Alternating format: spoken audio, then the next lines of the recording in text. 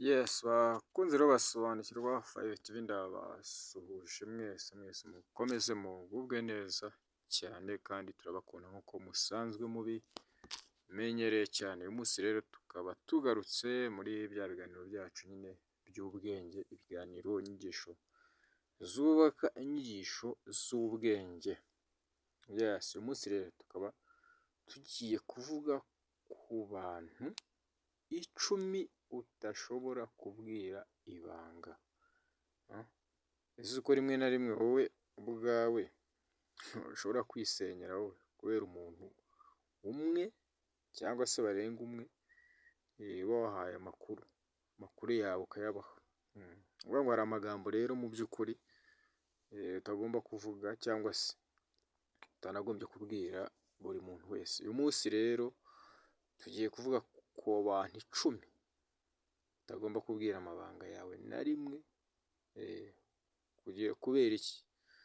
Impamvu ni uko ushobora kuvuga ikintu kimwe cyangwa se ukabwira umuntu umwe ukazisanga ari ibibazo gusa. Rero muhawe ikaze mwese kuri Sobanukirwa 5TV. Mu gihe rero nawe uje ari ubwa mbere, turagusaba ko waza kwiyandikisha aho ngaho ukajya mu rubuga rwacu kugira ngo ibiganiro byacu bijye bikugeraho umunsi ku munsi, ubashe nawe nyine kumenya uko ugomba kubaho kandi ukabana n'abantu abo ari bo bose, ariko kandi ukamenya n'uburyo ki ugomba kubana nabo.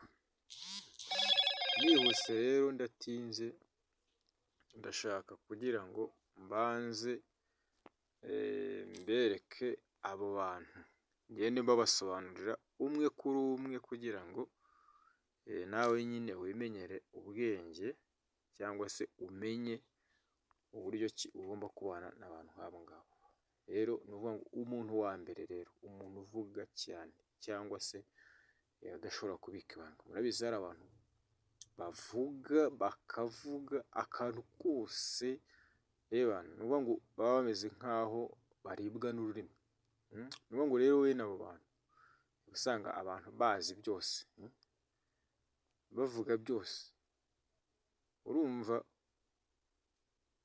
niyo utamubwira ibyawe usanga uwo muntu abihimba kabisa.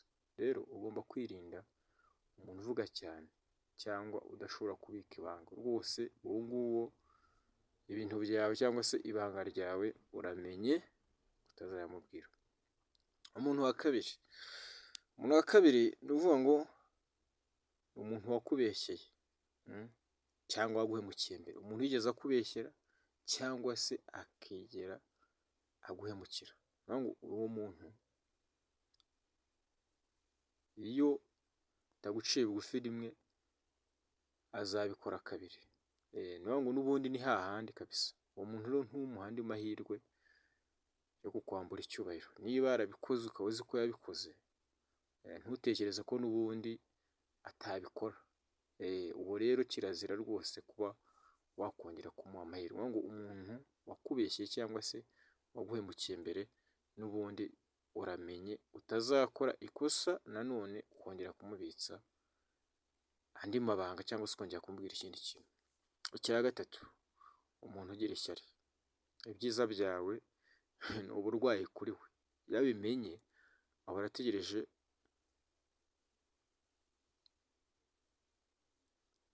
aho bikunanira.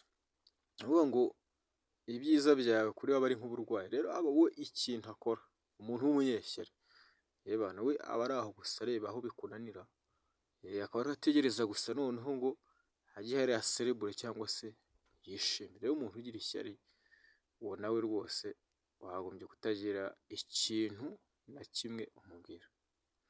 Ikindi cya kane, umuntu w'imyitwarire mibi n'amakimbirane kabisa. Uwo muntu utagira imyitwarire mizima akaba aharanira iby'amakimbirane, ni ukuvuga ngo uwo muntu iyo aba aho hantu barwana, ubwo nawe si icyambu cy'amahoro.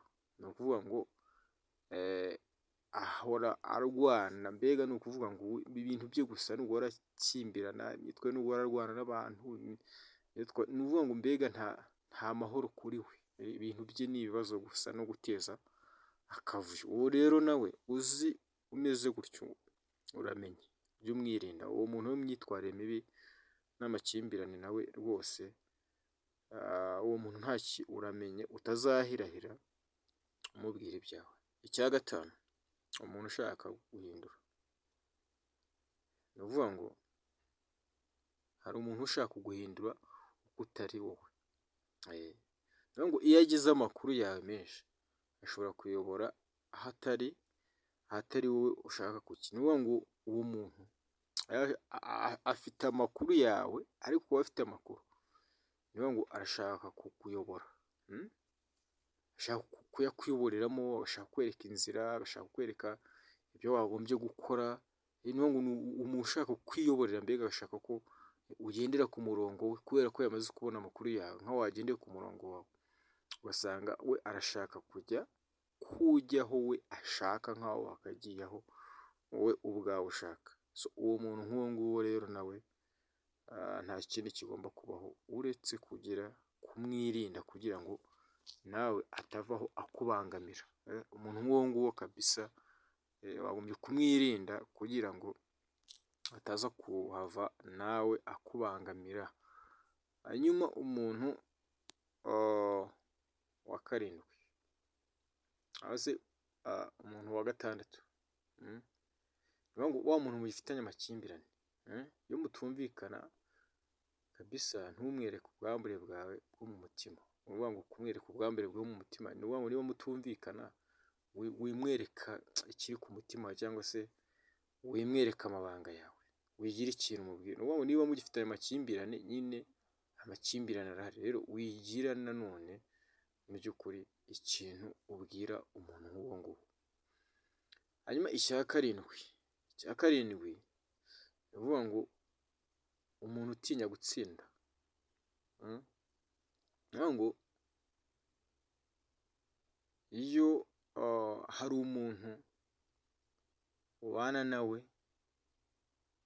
noneho akabona ugiye kumusiga, ni ukuvuga ngo iyo abona ugiye kumusiga, wowe bya bintu byawe urimo uramubwira byose abihindura ubusa, akabihindura zeru. Wamubwira ati njyewe ndimo ndategura ibintu runaka, ibi n'ibi, kubera ko abona ugiye kumucaho. Bana, uvuga ngo uwo muntu ibintu byawe byose akabishyira hasi. Uwo muntu rero nk'uwo nguwo utinya gutsindwa, ababona ugiye kumutsinda, nyine ababona ko ugiye kumucaho. Rero umuntu nk'uwo ukwiye gutinya gutsindwa, ntabwo ashobora nawe kumva ko wakabayeho neza.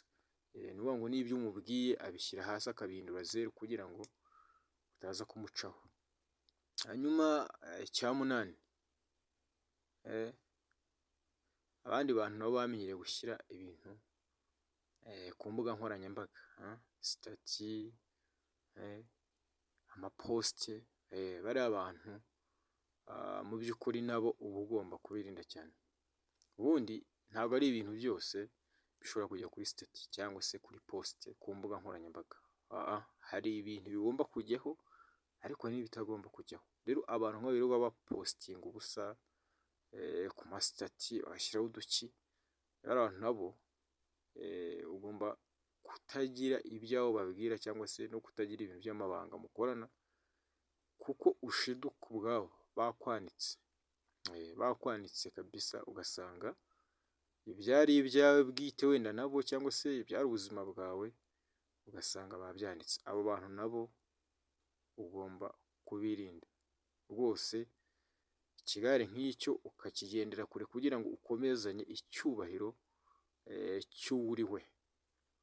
Icya cyenda, ari no kuvuga ngo umuntu utinya, umuntu utaguha amatwi. Ni ukuvuga ngo hari abantu badaha agaciro ibyo uvuga. Nawe ni ukuvuga ngo uwo muntu rero ntuba ugomba kugira gute, ntuba ugomba kumuha amabanga akomeye. Niba atagutega amatwi, ntakumve, nta n'impamvu yo kujya kumubwira ibyawe. Uwo muntu nawe uba ugomba kumwitondera. Rimwe bimubwira ntabyumva, niyo abyumvise nta gaciro abiha, niyo byaba ari ibanga akora ko nta gaciro abihaye, n'ubundi abijugunyira ku karubanda, ugasanga agutesheje, cyangwa se agutesheje icyubahiro. Hanyuma icya cumi ari nacyo cya nyuma, ni ukuvuga ngo umuntu ugira inzika cyangwa ugasanga igihe cyose agira amahane aragira ubukana, ni ukuvuga ngo ugasanga igihe cyose ubuzima bwe bumeze nk'inkuba, ni ukuvuga ngo aho bwanyuze hose burahica kabisa, burahangiza, aho yanyuze hose yebana nta cyiza hasiga, haba mu magambo, haba mu bikorwa, haba mu ki, yebana ugasanga aho anyuze hose kabisa ni ikibazo. So umuntu nk'uwo nguwo rero ni ukuvuga ngo nawe uba ugomba kumwitondera kugira ngo ukomeze gusigarana ubuzima bwawe ukunzwe, wubashywe, umeze neza kandi nta n'uzi ibyawe cyangwa se nta n'umenya ibyawe, ahubwo ibyawe nyine bikaba ibyawe gusa. Si ukuvuga ko nta nshuti ufite cyangwa se zitaboneka, ariko ninde ubwira ibyo ngibyo? Ninde ubwira amabanga? Ninde ushobora kwizera? Icyo gihe rero niwe ugomba kumenya neza uwo ugomba kugira icyo ubwira. Rero mwakoze gukurikira inyigisho kuri Sobanukirwa 5 TV. Niba hari uwahaye ibanga ritari rikwiye, ni umwanya wo kwikosora atekereza. Rero nkaba mbasabye gusiga comment uvuge niba nawe hari undi muntu watekereza ko atagombye kumenya ibyawe byose, usige muri comment. Ntiwibagirwe rero gusubiza cyangwa se unakore like, usangize abandi, nakandi kuri subscribe kugira ngo ubutaha ntucikwe n'indi topic nshyashya nzabagezaho nk'ibisanzwe. Rero reka soreze ahangaha, tuzasubire ubutaha bakunzi ba Sobanukirwa 5.